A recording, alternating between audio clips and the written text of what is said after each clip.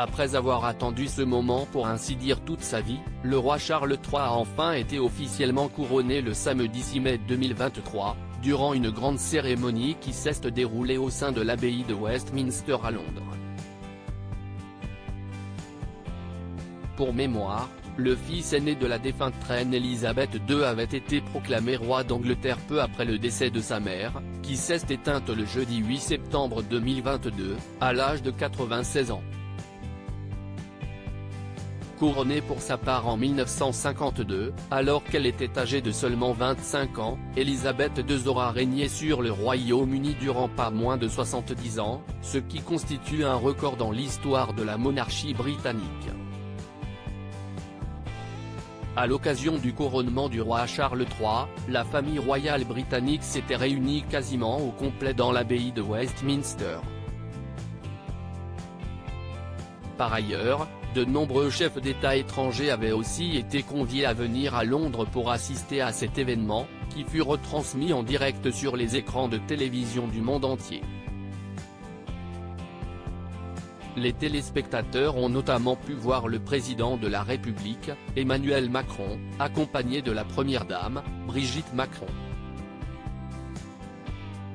De plus, de nombreuses têtes couronnées d'Europe ont aussi fait le déplacement en Angleterre ce jour-là. Ce fut notamment le cas du prince Albert de Monaco et de son épouse Charlène.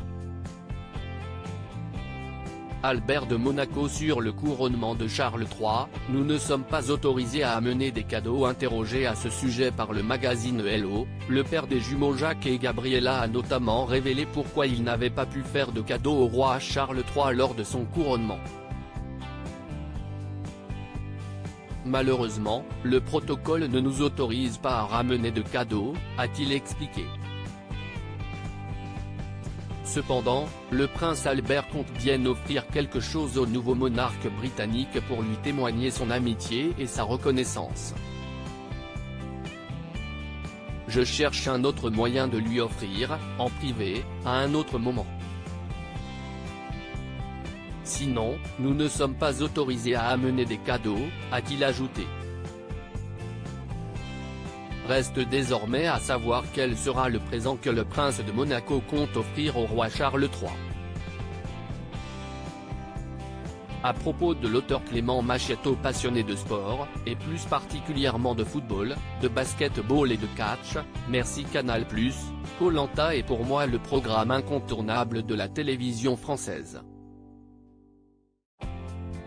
Par le passé, j'étais également un téléspectateur assidu de la Star Academy sur TF1, mais aussi de la trilogie du samedi sur M6. Aujourd'hui le monde des médias n'a plus aucun secret pour moi.